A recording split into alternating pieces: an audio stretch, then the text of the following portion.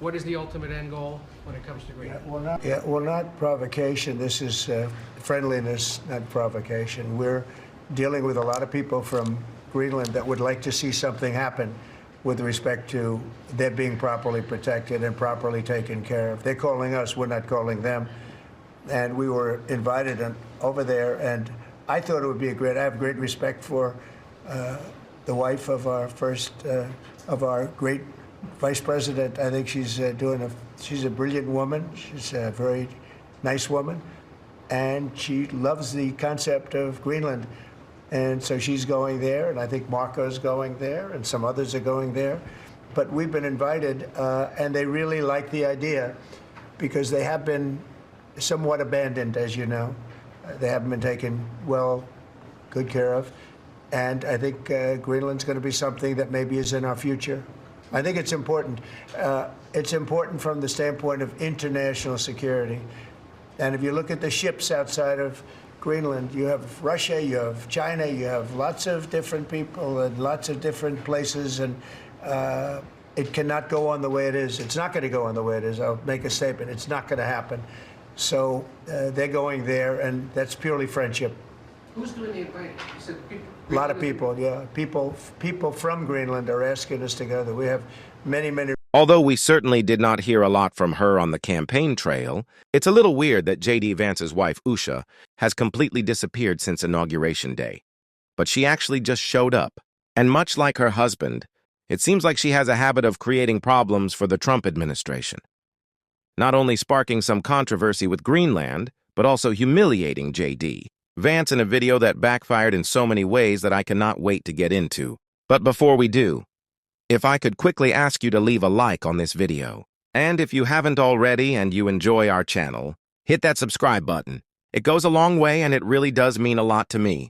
Now, before we can get into that hostage video of Usha Vance and the small detail that's really humiliating JD, I want to hear Donald Trump's response when asked about the problems she's creating with Greenland. One for you, Mr. President. Greenland is confused about the Second Lady and the National Security Advisor visiting this week.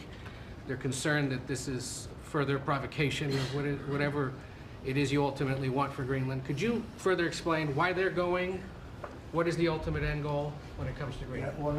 Not provocation. This is friendliness, not provocation. We're dealing with a lot of people from Greenland that would like to see something happen with respect to their being properly protected and properly taken care of. They're calling us, we're not calling them.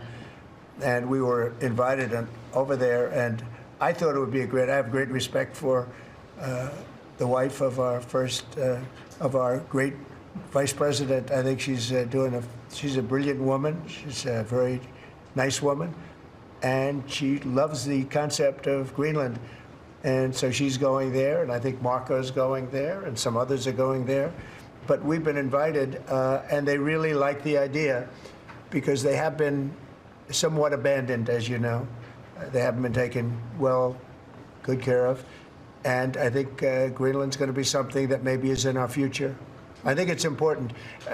It's important from the standpoint of international security. And if you look at the ships outside of Greenland, you have Russia, you have China, you have lots of different people and lots of different places, and it cannot go on the way it is. It's not going to go on the way it is. I'll make a statement. It's not going to happen. So they're going there, and that's purely friendship. Who's doing the inviting? You said people. A lot of people, yeah. People from Greenland are asking us to go there. We have many requests from many people, some officials too.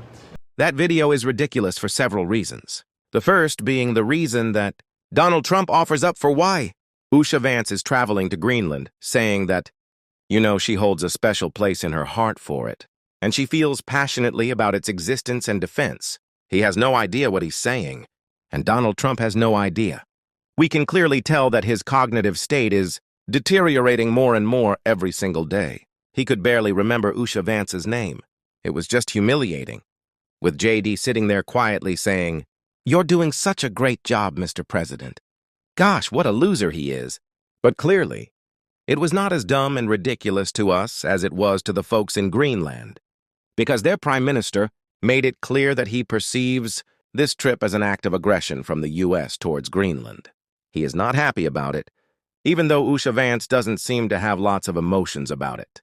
The White House shared a video of her that made it look like she was a hostage, or AI. And before we can get to the reason why it was so bad for J.D. Vance, we just have to take a look at it. Hello. I'm so excited to share that I'll be visiting Kalaalleq, Greenland, next weekend. I'm particularly thrilled to visit during our national dog sled race, which our country is proud to support as a sponsor. I've been reading all about it with my children, and I'm amazed by the incredible skill and teamwork that it takes to participate in this race. I'm also coming to celebrate the long history of mutual respect and cooperation between our nations, and to express hope that our relationship will only grow stronger in the coming years.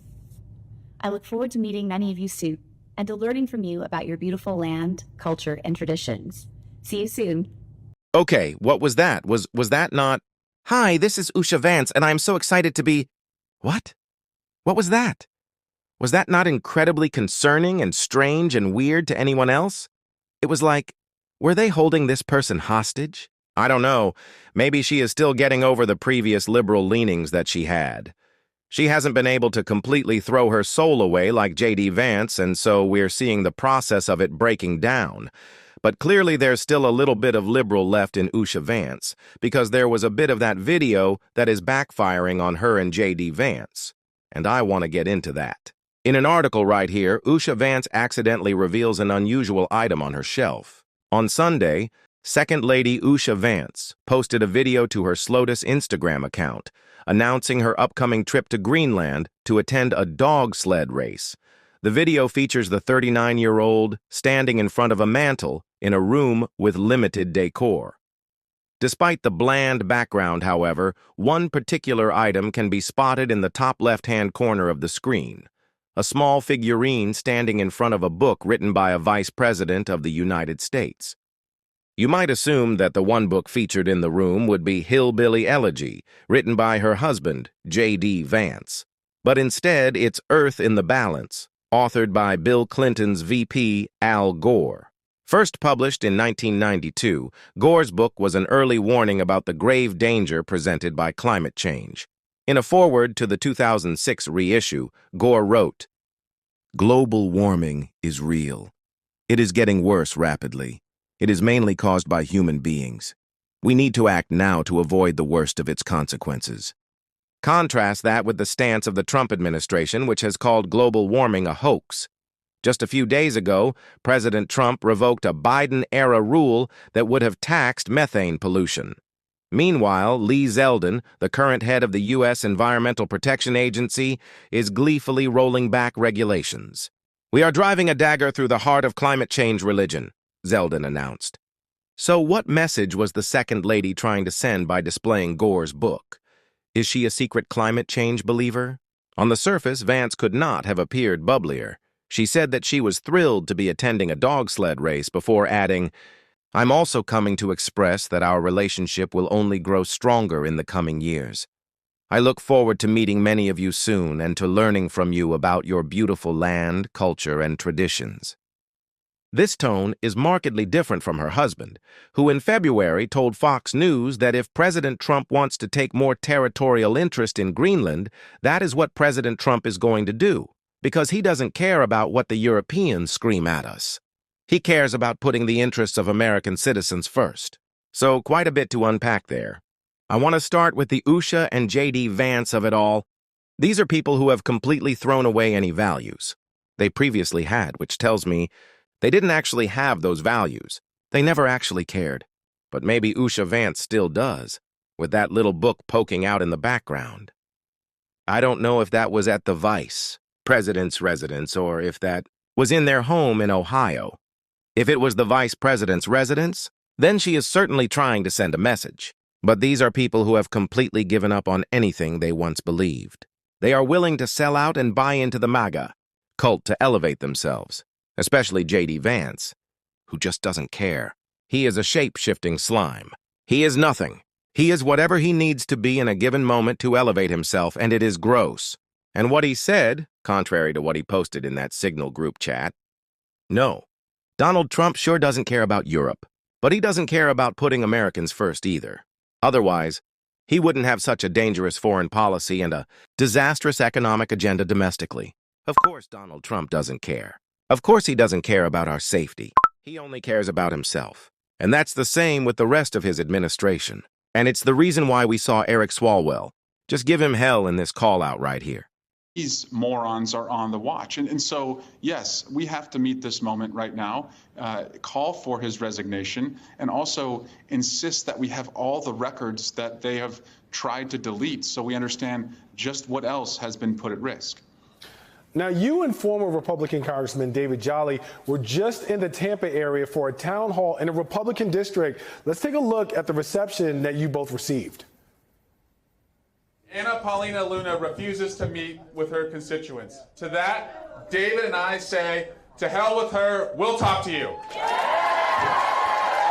We'll listen to you, and we will fight for you.